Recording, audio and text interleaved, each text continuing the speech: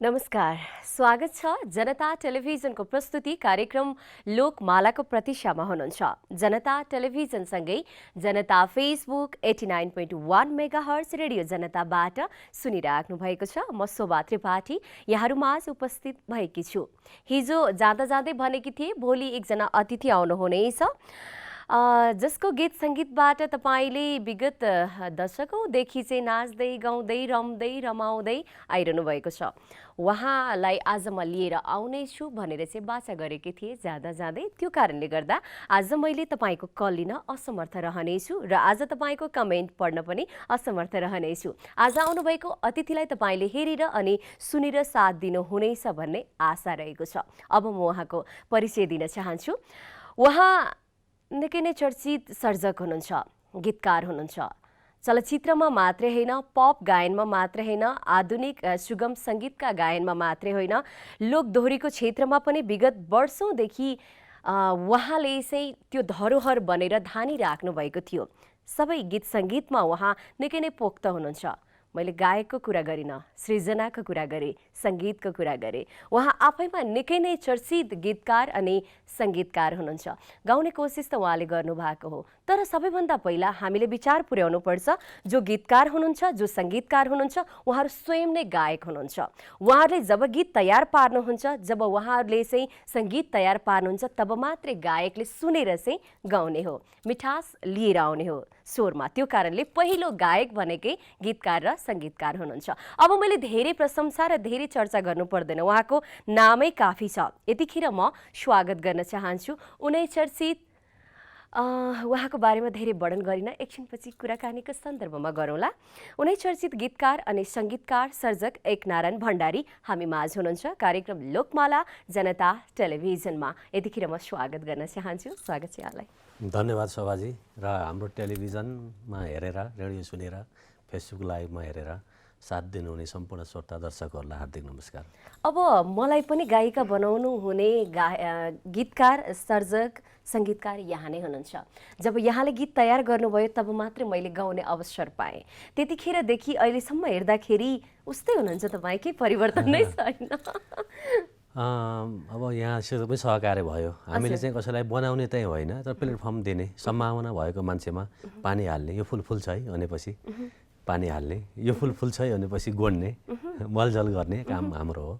प्रकृतिबाटै एउटा गुण लिएर आएको हुन्छ। यहाँमा पनि स्वर राम्रो छ, मिठो बोल्नुहुन्छ, मिठो बोल्नुहुन्छ भन्नुहुन्छ, गाउनुहुन्छ चाहिँ होइन, बोलीबाटै सुरु हुन्छ। मैले अलिकति विगत कोट्याएँ ल। स्कुलमा छँदा त यहाँले गजल धेरै सुनाउनुहुन्थ्यो अरे साथीहरूलाई है। गजल चाहिँ धेरै सुनाउनु भएर साथीहरू पनि वाक्क दिक्क बन्नुहुन्थ्यो अरे, गीत गाएर सुनाउन भनेर होइन। यहाँकै सङ्घ साथीहरूलाई भेट्दाखेरि पनि गीतकार बन्ने र सृजनालाई अब मैले चाहिँ सङ्गीतमा ढाल्छु भन्ने सोच यहाँले काठमाडौँ आइसकेपछि गर्नुभयो कि स्कुल लेभलबाटै गर्नुहुन्थ्यो? अब हजुर भाकातिर आउनुभयो होइन, लयमा ढाल्ने कुरा। म चाहिँ त्यही कविता लेखन, भावना लेखन के लेखेँ भन्ने कुरा म अहिले पनि म बिदा छुट्याएर लेख्ने गर्दिनँ। धेरै मान्छेले भन्छन् गजल राम्रो अथवा मुक्तक राम्रो अथवा गीतमा यस्तो स्वच्छन्दवादी के वादी यस्तो वादी, म वादी नै सोध्दिनँ। भावना आउँछ, त्यो कलात्मक छ कि छैन। कला गजल तयार गर्नु हुँदाखेरि पनि त्यो सोच्नु हुँदैन थियो यहाँले? म गजलमा त केही नियमहरू छन्, म गजल भनेरै खास लेखेको पनि छैन अहिलेसम्म, तर गजल बनेका गीतहरू छन् मेरा। तर म चाहिँ बाँधिन चाहन्न, नियममा बाँधिन चाहन्न, कुनै बादमा नबाँधिकन मनमा रहेका कुरा मन छुने किसिमले लेख्न पाए हुन्थ्यो भन्ने कोसिस गरिरहन्थेँ, गरिरहेकै छु। अहिलेसम्म पनि कोसिस जारी छ। र त्यसमा चाहिँ जब म व्यावसायिक हुन पर्यो, म कहिले पनि सङ्गीत गर्छु अथवा लय भर्छु भनेर सोचेको थिएन पहिला। व्यावसायिक बन्नु पर्यो बन्नको लागि गाउँदेखि नै व्यावसायिक बन्छु भनेर आउनु भएको थियो कि कलेजमा पढ्दा पढ्दै, क्याम्पस पढ्दा पढ्दै अब म सङ्गीततर्फ व्यावसायिक बन्छु भनेर सोच्नु भएको थियो? म घरबाटै के हो भने म इन्टरभ्यूहरू सुनेर, कलाकारहरूको, गायकहरूको इन्टरभ्यू सुनेरै प्रभावित भएर यो क्षेत्रमा आएको मान्छे हो। त्यहाँ चाहिँ जीविकोपार्जन गर्न सकिन्छ, यति यति गीत लेखेको पैसा पनि आउँछ, सङ्गीत गरेको पैसा आउँछ भन्ने सुन्थेँ। र म पनि पढाइ काठमाडौँमा आउने क्रममा, पढ्न आउने क्रममा आमाले चाहिँ अलि नजिकै हाम्रो नजिकको सहर पोखरा तानसेनहरू भयो होइन, त्यतै बुटोल त्यता पढ्यो भने चाहिँ अलिक खर्च कम, घरको चाहिँ तरकारी सरकारीहरू खाएर पढ्न पाइने आमाको त्यो प्रस्तावमा चाहिँ म काठमाडौँ जान्छु अनि म गीत लेखेर गीत बनाएर पैसा कमाउँछु भनेर व्यवसायिक सुरुमै पढेर म प्रोफेसर बन्छु अधिकृत बन्छु भन्ने त्यो त्यो होइन, त्यो पनि सँगसँगै हो, सँगसँगै त्यो पनि सँगसँगै हो। तर यो काम त अब मलाई एकदमकै मान्छे समय त धेरै हुन्छ नि, अरू मान्छे तास खेल्थे, गुच्चा खेल्थे, खोप्पी खेल्थे, कबड्डी खेल्थे, पौडी खेल्थे भने म चाहिँ स्कुल जान्थेँ, आउँथेँ, होमवर्क गर्थेँ, त्यसपछि चाहिँ म लेख्न सुरु गर्थेँ कि यो मेरो खेलको रूपमा भयो, यो मेरो कामको रूपमा पनि भएन होइन, यो चाहिँ म गराउनै पर्छ। सानैदेखि एउटा खेलको रूपमा मनोरञ्जनकै रूपमा मैले गीत सङ्गीत लिएँ र म अरू सबै काम सकेपछि मनोरञ्जनको यो मलाई थाके जस्तो पनि हुन्न गीतमा, मलाई चाहिँ बोर पनि हुँदैन, म राति भन्ने पनि हुँदैन, मलाई राति 2 बजे पनि म्युजिकमा गीत सोध्दालाई मजा लाग्छ, हिँड्दाखेरि पनि गीतै सोध्दा हिँड्दा मजा लाग्छ अनि यसलाई कतै बेला यसलाई डिस्टर्ब भन्ने जस्तो थाके जस्तो भयो। तर अहिले सोच्दाखेरि त जस्तै सङ्घ साथीहरू क्याम्पस पढ्न आएको सँगै बसेको साथीहरू पनि अधिकृत हुनुहुन्छ, प्रोफेसर हुनुहुन्छ, तपाईँ चाहिँ विशुद्ध गीत सङ्गीतमा मात्रै हुनुहुन्छ। मैले जुन बाटो रोजेँ त्यो सही गरेँ कि गलत गरेँ भन्ने कहिलेकाहीँ लाग्छ कि लाग्छ, मान्छेको मन हो होइन। अहिलेको सिचुएसन अहिलेको सन्दर्भमा चाहिँ कुरा गर्दाखेरि अहिलेको परिवेशलाई समेट्दाखेरि चाहिँ है आखिरीमा एउटा जीविकोपार्जनको लागि त जे गर्दै पनि हुन्थ्यो, म चाहिँ अब पढाएर खाए पनि हुन्थ्यो, कृषि कर्म गरे पनि हुन्थ्यो। देशमा चाहिँ आफ्नो क्षेत्रबाट केही योगदान गरौँ। जुन साथीहरूको स्वास्थ्यमा पनि हुनुहुन्छ, डक्टर पनि हुनुहुन्छ, मेरो एउटै क्लासमेटका 4 जना चाहिँ डक्टर पनि हुनुहुन्छ, सरकारी कर्मचारी पनि हुनुहुन्छ। म एकजना कलाकार छु भने हामी अब होटल म्यानेजमेन्ट अब राम्रो कतार एयरलाइन्समा काम गर्नुहुन्छ माइक्रो बायोलोजिस्ट, उहाँ त मेरो रुम पार्टनर हो होइन, माइक्रो बायोलोजी कतार एयरलाइन्सको चाहिँ खाना चेक गर्नुहुन्छ है, कतार हुनुहुन्छ भने हामी सम्पूर्ण हाम्रो त्यो 10-12 जना विद्यार्थी सबै स्टाफ नर्स पनि हुनुहुन्छ, सहकारी ब्याङ्कको म्यानेजर पनि हुनुहुन्छ, छोरी मान्छे हुनुहुन्छ होइन, भगवती साथी। तर गीत सङ्गीतमा चाहिँ म एक छु, अब म एउटा चाहिँ बुट्टा भरिया छु। हामी त्यो एउटा टिमै एउटा गजबको टिम थियो, त्यो टिमबाट एउटा बुट्टा म पनि अलिक फरक भएँ। त्यही साथीमध्ये एउटा सरकारी कर्मचारी, एउटा चाहिँ भनौँ न माइक्रो बायोलोजिस्ट अथवा चाहिँ डक्टर इन्जिनियर हुने, हामी साइन्सकै फ्याकल्टी, हामी ग्रुप +2 साइन्स पढेको ग्रुप हो। अनि म चाहिँ यता लाएँ, मलाई त्यस्तो छैन, तर कहिलेकाहीँ हुन्छ देशको सेवा गर्ने हो, आफूले जानेको कर्मबाट देशमा चाहिँ केही कलाकारिता गरेर जीविकोपार्जन पनि गर्ने भन्ने हो। कहिलेकाहीँ चाहिँ गीत सङ्गीतमा बाटामा हिँड्दा बाबु एउटा गीत गाइदेऊ त, अलि हल्का किसिमबाट मान्छेले हेर्छ नि हाम्रो क्षेत्रलाई, अलिकति यो चाहिँ अलिकति जाँडियाहरूको ग्रुप हो, अलिकति नपढेका मान्छेहरूको अलिकति सेन्स कम भएको, अझ लोकगीतका मान्छेहरू अझै नै रुडी पाकेहरू भन्ने हिसाबबाट हेर्दा कहिलेकाहीँ म यता नगरे पनि हुने रहेछ कि भन्ने जस्तो लाग्छ। तर झन् म धेरै दुःखी हुन्थेँ सङ्गीत क्षेत्रमा नलागेको भए, म चाहे डक्टर पाइलट अथवा प्रधानमन्त्री नै भए पनि म चाहिँ दुःखी हुन्थेँ। कला क्षेत्र बाहेकको जिन्दगी, कला क्षेत्र भनेको यस्तो हो कि जतिखेर पनि खुसी यसैले नै दिइरहेको। म सुरुमै भने यसलाई कामको रूपमा ल्याएर म मनोरञ्जन छ, 24 घन्टा म मनोरञ्जनमा आनन्दमा मग्न छु। अब यतिखेरको परिस्थिति हेर्दाखेरि कहिलेकाहीँ त्यस्तो भइ नै हाल्छ होइन। अब यहाँले चाहिँ यो क्षेत्रलाई अब आधुनिकमा अब हाम्रो हेमन्त शर्मा दाजु हुनुहुन्छ, प्रमोद खरेल, अन्जु पन्त, उहाँहरूले तपाईँको हिट गीतहरू गाउनु भएको छ। उहाँहरूले चाहिँ तपाईँको शब्द र सङ्गीतले धेरैवटा गीतहरू स्टेजमा पनि तपाईँलाई सम्झिँदै उहाँहरूले गाउनुहुन्छ। अब यो दोहोरी क्षेत्रको कुरा गर्नुपर्दाखेरि तपाईँकै गीतलाई यतिखेर स्टेजमा, अब यो वर्ष त रहेन स्टेज, अघिल्लो वर्षसम्मको कुरा गर्नुपर्दाखेरि स्टेजमा जाने बित्तिकै राजु परियारज्यूले चाहिँ सुरु गरिहाल्नुहुन्छ कि लालुपाते नुङ्ग्यो भुइँतिर होइन, विमलराज छेत्री दाई चाहिँ सुपारी चाम्रो सुरु गरिहाल्नुहुन्छ, प्रमोद दाइले चाहिँ अब मिलेर चाखमला सुरु गरिहाल्नुहुन्छ, गोप्पे राखमला होइन। अब देवी घरतीको कुरा गर्ने हो भनेदेखि, कुलेन्द्र विश्वकर्माको कुरा गर्ने हो भनेदेखि जिम्मालबाको आँगनीमा सुरु गरिहाल्नुहुन्छ। हरेक दर्शक श्रोतालाई यो गीतको बारेमा थाहा छ। बरु पछिल्लो समयमा आएका गीतहरू गाइसकेपछि तपाईँलाई यो गीत थाहा छ, सुन्नु भएको छ, भन्नुपर्छ, तर यहाँले सृजना गर्नुभएका गीतहरू मैले पनि भन्नु पर्दैन, मलाई पनि यहाँका सृजनाहरूले चिनाएका छन्। अब यतिखेर आएर हेर्दाखेरि युवा पुस्ताले चाहिँ गीत सङ्गीतलाई परिवर्तन गरेका छौँ, हामीले चाहिँ गीत सङ्गीतलाई धेरै राम्रो बनाएका छौँ। त्यो कारणले पछिल्लो समयका पुस्ताले हाम्रो गीतलाई आत्मसात गरिरहेका छन्, आत्मसात गरिराख्नु भएको छ भनेर चाहिँ एउटा यसलाई चाहिँ घमण्ड भनौँ कि अहमता भनौँ कि धेरै राम्रो कुरा भनौँ, उन त यहाँको मुखबाट यो आइदिएदेखि अझै सुनमा सुगन्ध हुने थियो। के भन्नुहुन्छ उहाँहरूलाई? नयाँ पुस्ताले जे गरिरहनु भएको छ अब अलिकति परिमार्जित त हुँदै आइरहेको छ। जुन टिपिकलपन थियो चेन्ज हामीले पनि अलिकति चेन्ज गऱ्यौँ।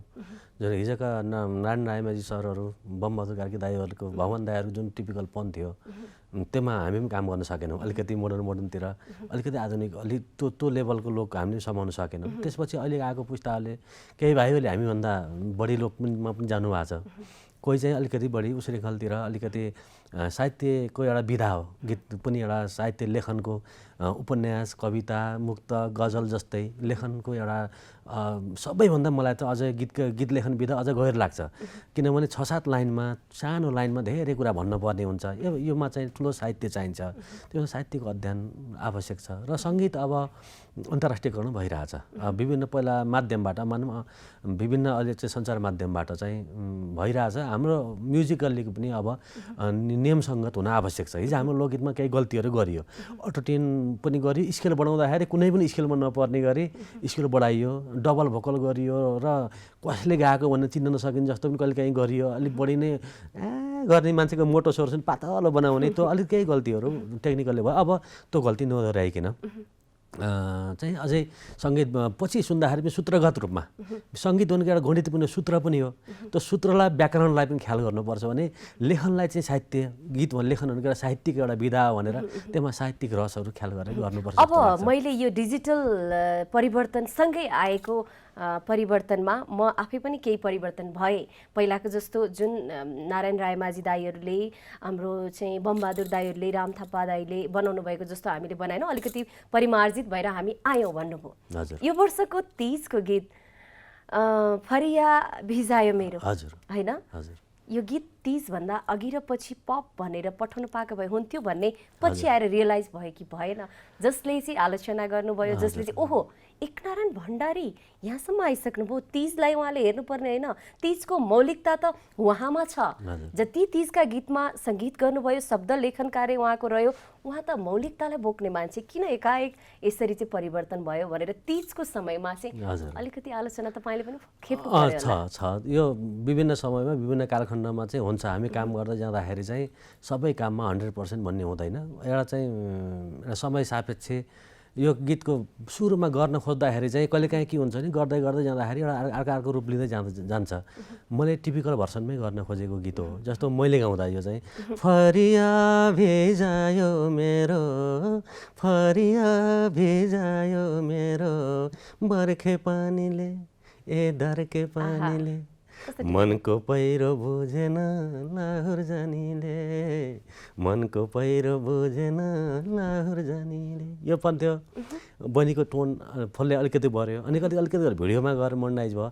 र केही टुक्का शब्दहरूमा चाहिँ म अलिकति भनौँ न बढी चाहिँ सिङ्गारी गराउन खोज्दा श्रोताको रह्यो। त्यसमा चाहिँ म अलिकति म पनि सचिनु पर्ने जस्तो मैले अनुभव चाहिँ गरेँ। तपाईँले महसुस गर्नु भएको थियो मैले बनाएको टिपिकल थियो, तर प्रीति आलेजीको अब आवाज त्यो हुन्छ। र अब सबैसित मेरो विशेषता चाहिँ अहिलेसम्म काम गरौँ भन्ने छ नि, म कसैलाई झ्याप्पै नै भन्दिनँ, होइन? अब उहाँहरूको जे जस्तो खुबी छ, जस्तो सुहाउँछ, त्यही अनुसार चाहिँ अहिलेसम्म काम गर्दै आइरहेको छु। किन म मर्दा मलामी जाँदा एउटा चिनो सबैसँग होस्, फल्नाको एउटा गीत गरेको छु भन्ने म धेरै अग्रसँग गरेको छु। दुई अर्थमा तपाईँका हरेक भाषा बोलिरहेको हुन्छ गीत सङ्गीतमा भन्ने कुरो त सबैलाई थाहा छ। जसले गीत सङ्गीत बुझ्नुहुन्छ उहाँलाई एकनारायण भण्डारीको शब्द भने दुई अर्थमा बोलिएका हुन्छन् है। एकदमै ध्यान दिएर सुन्नुपर्छ।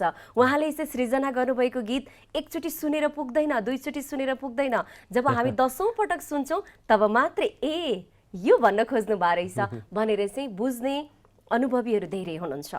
तर यो गीतमा कतिपय शब्दहरू नारीहरूलाई पनि अलिकति अप्ठ्यारो परेको हो कि? त्यो चाहिँ त्यस्तो सोचियो सबै। मलाई चाहिँ अब ट्याग पनि होला, एकनारायणले चाहिँ अलिकति सिङ्गारिक लेख्छ होइन, दुई अर्थी लेख्छ भन्नेले पनि असर पार्यो होला। अरूले लेखेको भए त्यस्तो हुन्थेन पनि होला। म अलिकति सिनियर भएको कारणले, उमेरले भनौँ न धेरै वर्षदेखि काम गरेको कारणले यो बाटो नयाँ नै हुन्थ्यो नि, शुभेच्छा पनि होला। तर हामीले चाहिँ फेरि नयाँ श्रोता पनि समेट्दै पुरानासित पनि सँगै रहँदै जाउँ भन्ने हाम्रो मनसाय पनि हुन्छ।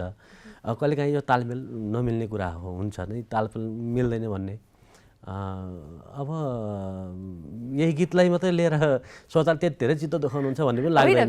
अनि अर्को मौलिकता बोकेको तीज तीज भनेको विशुद्ध नारीहरूको पर्व हो। हजुर। यस्तो समयमा चाहिँ अब नारीहरूले नै त्यसरी प्रस्तुत हुँदाखेरि चाहिँ अलिकति तपाईँ जस्तो व्यक्तित्वलाई अलिकति सुहाएन कि भन्ने चाहिँ तर्क वितर्कहरू धेरै आइरहेको कारणले गर्दा त्यो आए अब हामी चाहिँ कस्तो हो भने बक्सी छन् भन्ने समाजमा कसैले बक्सी फुके बक्सी भन्ने शब्द लेख्नुपर्ने हुन्छ कि जस्तो हामीले चाहिँ आजको समाजमा बक्सी छैनन्, धामी धाक्री काम छैन भन्ने तर गीतमा चाहिँ धामी लगाइदेऊ भन्नुपर्छ, हुँदै नभएको धामी लगाइदेऊ भन्ने जस्तै यस्तै समाजका नेगेटिभ महिलाभित्रका नेगेटिभ पाटो पनि हामीले देखाउनुपर्छ। महिला भनेको धरती हुन्, नारी हुन्, सहनशील हुन्, आकाश हुन्, सब हुन्, माता हुन्, बहिनी हुन्, तर नारीभित्रका पनि विकृति छ नि होइन, पुरुषभित्र पनि विकृति जस्तै नारी, त्यो विकृति पाटोलाई पनि हामीले देखाउनु पर्ने हुन्छ। हामी समाजको ऐना भएको कारणले कहिलेकाहीँ त्यो देखाउँदाखेरि सबै नारीहरूले चाहिँ हामी नारीलाई हाइप भन्नु पनि स्वाभाविक हो।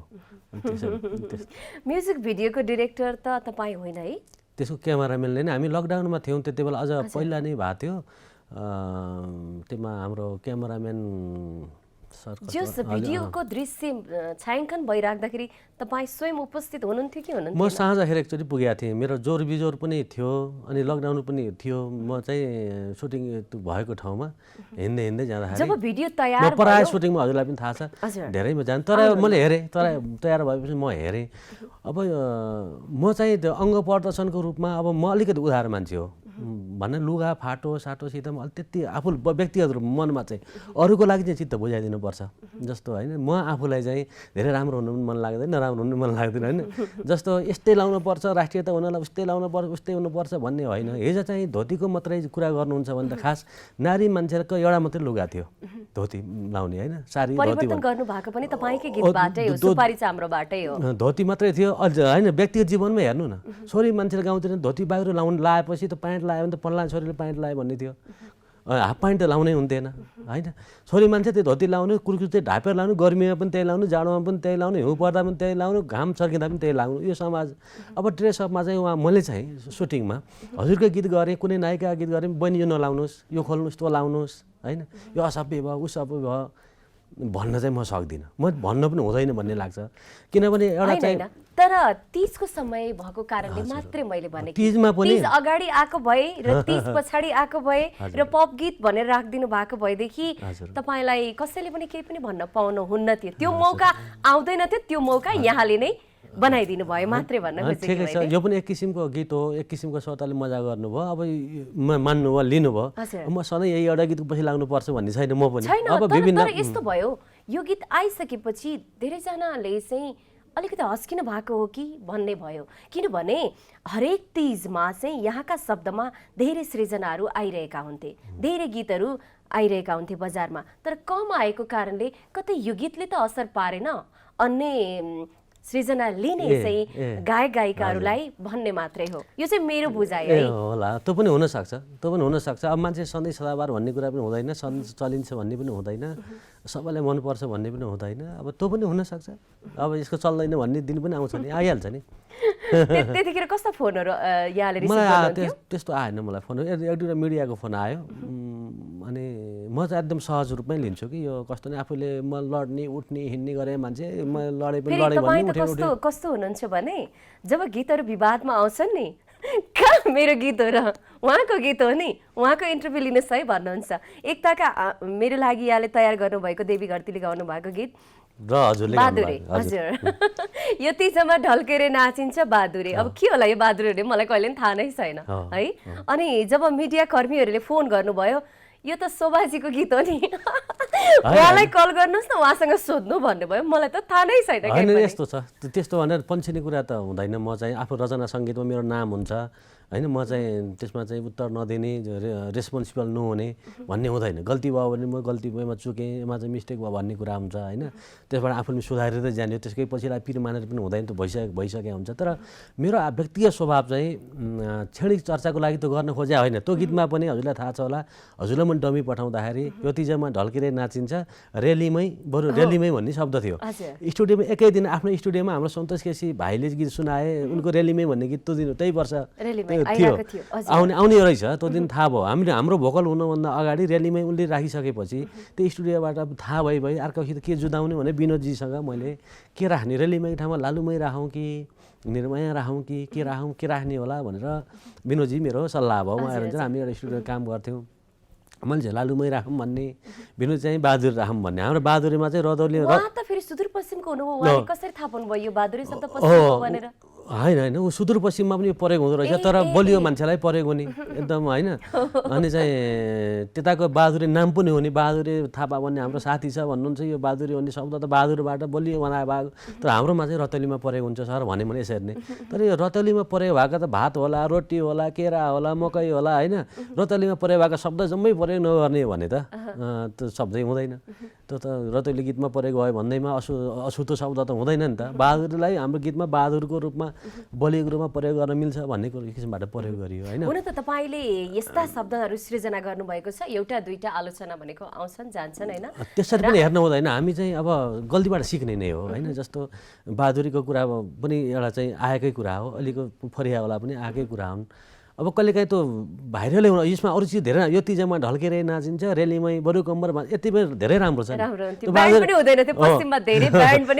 आउँदैमा गीत चल्या पनि होइन त्यो गर्न आवश्यक पनि थिएन यो रेलीमै अर्का सन्तोष भाइकै भाइकै गीत आउने भएपछि त्यही हाम्रो स्टुडियोमा काम भइरहेको उस्तै नबोस् भनेर चेन्ज गर्ने क्रममा हुँदै हुँदै यहाँ साथीभाइ सल्लाह गर्दा त्यस्तोमा परिन्छ है कहिलेकाहीँ त्यो लगभग हजारौँ गीतमा काम भयो भने 700 गीत मेरो रेकर्ड हुँदा दुईटा गीत विवाद हुनु भनेको सामान्य कुराहरू ल्याएको छु मैले आफ्नो धर्म छोड्नु भएन कहिलेकाहीँ विवाद आउँछ होइन हुन्छ थाहा पनि हुँदैन आफैबाट हुन्छ होइन राम्रो गर्दा गर्दै पनि अब समय परिस्थिति त्यस्तै नै भइदिन्छ यो वर्ष पनि त्यो कारणले गर्दाखेरि चाहिँ अलिकति एकनारायणजीले धार छोड्नु भयो कि भनेर हामीलाई पनि चिसो पस्यो किनभने तपाईँ जस्तो मौलिकता बोकेर चाहिँ सृजना गर्ने सृजनशील व्यक्तित्व होइन एकनारायण भण्डारीको सृजना भन्ने बित्तिकै आँखा छिम्म गरेर दर्शक श्रोताले चाहिँ आत्मसात गर्नुहुन्छ त्यो कारणले चाहिँ धार परिवर्तन गर्न लाग्नुभयो कि क्या हो भन्ने पनि लाग्यो त्यो कारणले अलिक बेसी यही सन्दर्भमा कुराकानी गरेँ मैले अब मैले परिवर्तन गरेँ है पछिल्लो समयमा नयाँ गीत लिएर आउनु भएको छ सितारा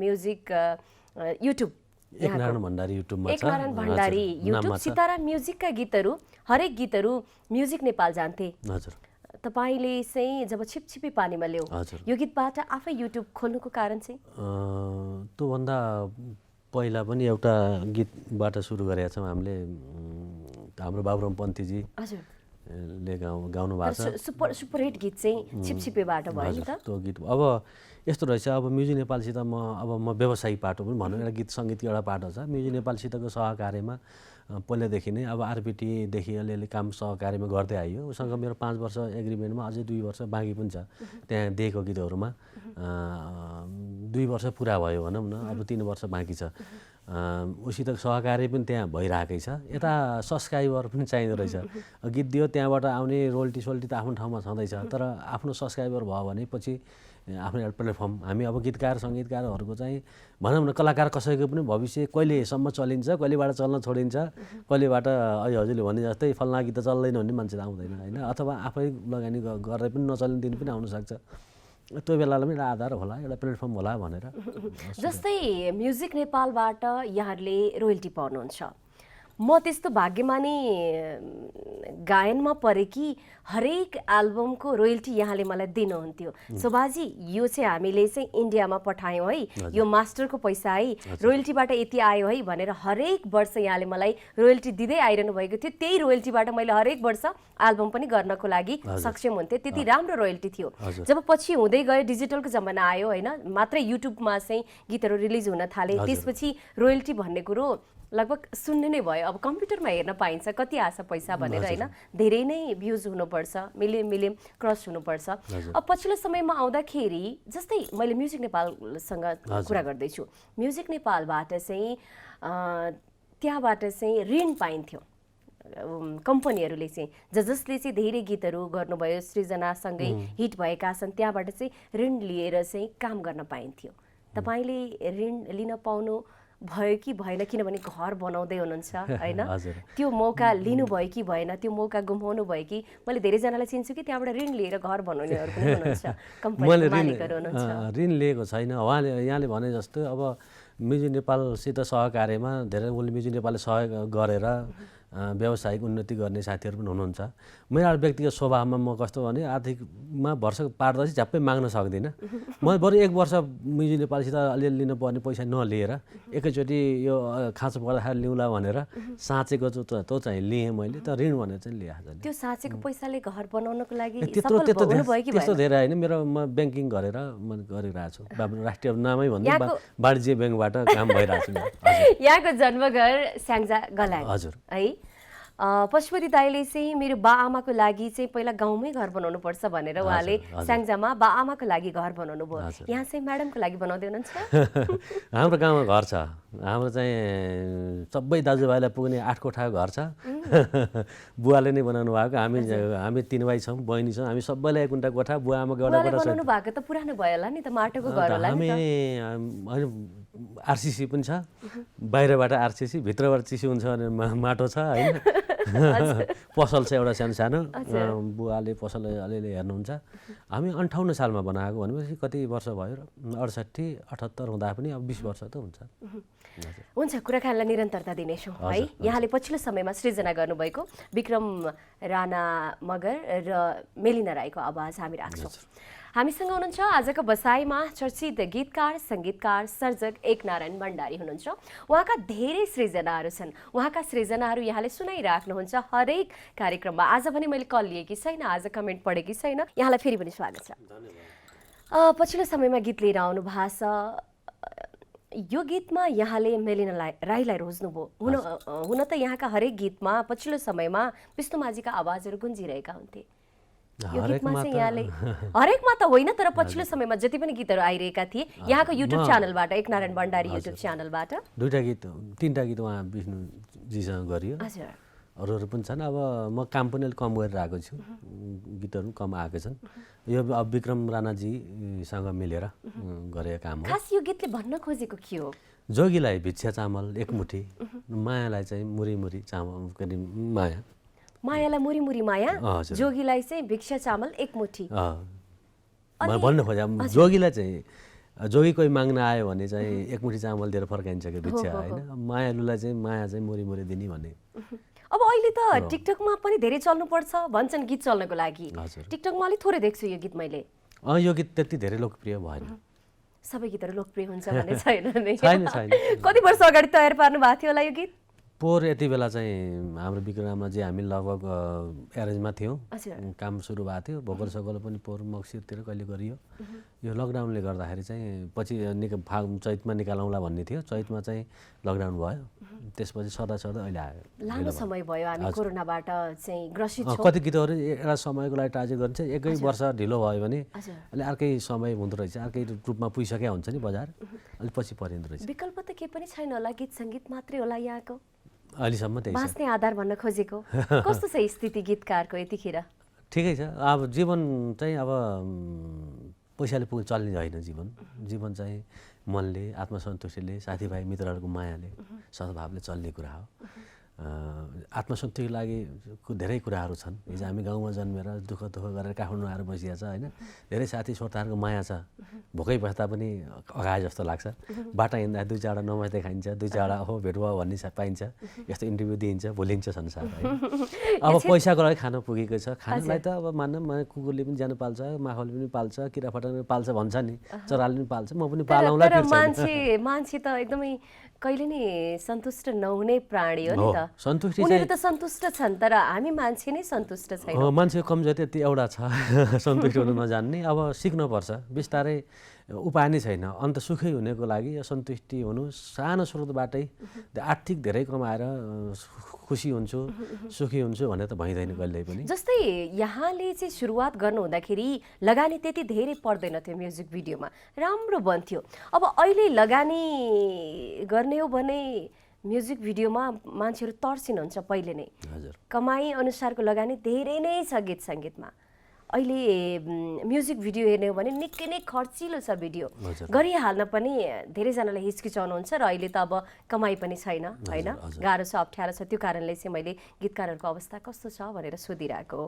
अब यही रूपमा चाहिँ म्युजिक भिडियो गर्ने हो, यही रूपमा चाहिँ गीत सङ्गीतलाई चाहिँ हामीले चाहिँ जस्तै नयाँ पुस्ताहरूले पेलिराख्नु भएको छ। तपाईँ एउटा धरोहर हुनुहुन्छ जसको चाहिँ शब्द सृजना गाउन पाउँदाखेरि पनि महिनौँ वर्षौँदेखि कुरिराख्नुपर्ने त्यो समय थियो, अहिले त्यो समय छैन। कसरी हेर्नु भएको छ यहाँले? मैले एकदम सामान्य रूपमा लिएको छु। म चाहिँ मेरो आफ्नो खास भन्नु भने अन्याय नहोस् गीत सङ्गीतप्रतिका श्रोताहरूप्रति मन नथोगाउनु होला, म चाहिँ अझै अर्कै किसिमको साहित्य लेख्नु पाए हुन्थ्यो।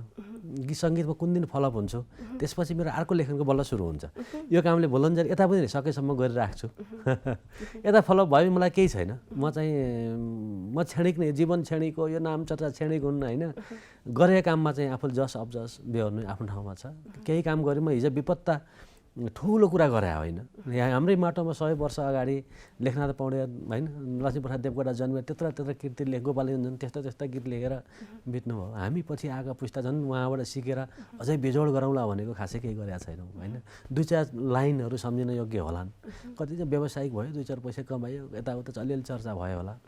यसलाईमा सीमित हुन आवश्यक छैन। यो अब साहित्यको गीत सङ्गीतलाई, म्युजिकलाई चाहिँ एकदम सूत्रबद्ध रूपमा शास्त्रीय सङ्गीत आधुनिक भन्छ ऊ भन्छ, तर नियमबद्ध रूपमा अगाडि बढाउनुपर्छ र गीत लेखनलाई चाहिँ साहित्यको रूपमा अगाडि बढाउनुपर्छ। साहित्यको एउटा खम्बा हो, एउटा पिल्लर हो, कविता जत्तिकै एउटा वेट भएको विधा हो भन्ने पुर्याउनुपर्छ। त्यसमा साधना गर्न पाइन्छ, केही फरक पर्दैन। यहाँका गीतहरू आधुनिक, पप, चलचित्र, दोहोरी हरेक गीतहरू सदाबहार हुन्थे होइन। तपाईँका गीतहरू अहिले पनि स्टेजमा चल्छन्, दोहोरी साँझमा चल्छन्, नाइट क्लबमा बजिरहेका हुन्छन्। अब अहिले त विवाहको सिजन, विवाहमा पनि घन्किरहेको हुन्छ, तपाईँकै गीतहरूबाट नाचिरहेका हुन्छन्।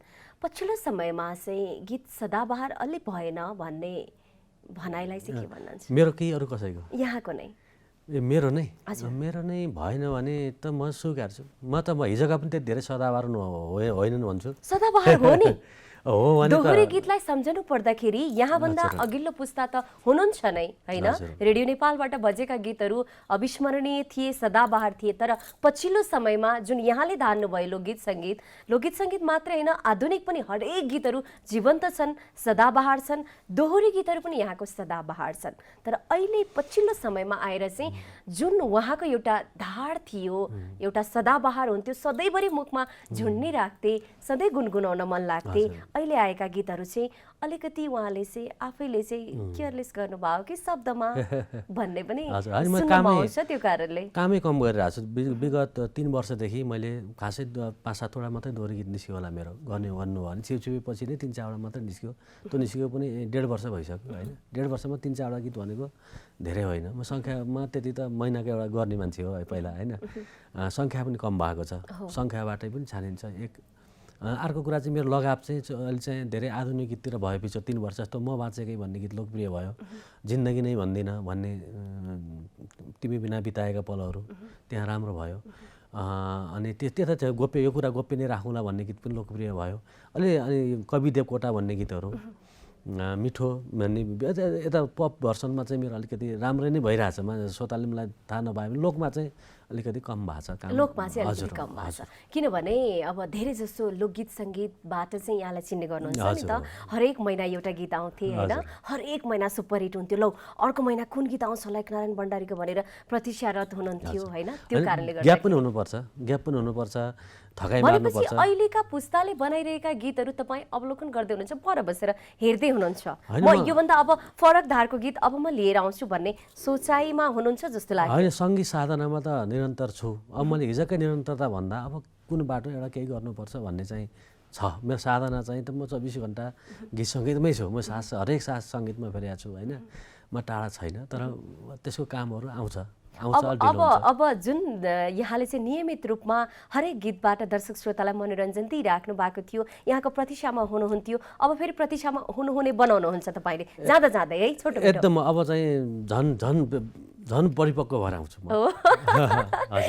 समय दिनुभयो, धेरै धेरै धन्यवाद। किनभने जनता टेलिभिजनमा सायद हाम्रो पहिलो कुराकानी जस्तो लाग्छ। धेरै पटक बोलाएँ, तर समय नै दिनु भएन आज बल्ल म समय म दिनु भयो म भनेको यो सङ्गीत क्षेत्रबाट अलिकति टाढै नै थिएँ कि 3 वर्ष जति म धेरै इन्टरभ्यू पनि 3-4 इन्टरभ्यू गरेँ होला 3-4 वर्षमा 3 वर्षमा पछिल्लो हजुर म एक्लै कहाँ हराएछु कहाँ है अब नहराउनु होला अब हामी आशावादी छौँ तपाईँसँग तपाईँका त्यस्तै सृजनाहरू फेरि आउनेछन् अब अहिलेका नयाँ पुस्ताहरूले फलो गरिरहनु भएको छ एक अर्काको कपी गरिरहनु भएको छ अब त्यहाँबाट पृथक धारका गीतहरू आउनेछन् आशा राखौँ तपाईँलाई धेरै धेरै धन्यवाद धन्यवाद जाँदा नमस्कार नमस्कार के भन्न चाहनुहुन्छ केही छैन छैन सबै ठिकठाक छ खोला बगिरहेकै छ अब खोला बग्ने क्रममा कहीँ एकछिन थुनिन्छ फेरि ठुलो भएर बग्छ खोलिराखेको त्यो फरक पर्दैन हस्, धन्यवाद जनता टेलिभिजनको प्रस्तुति कार्यक्रम लोकमाला आजलाई यति नै जनता टेलिभिजन हेर्दै रहनुहोला रेडियो जनता सुन्दै रहनुहोला फेसबुक मार्फत हेरिराख्नुभएका दर्शक साथीहरूलाई पनि धन्यवाद आजलाई नमस्कार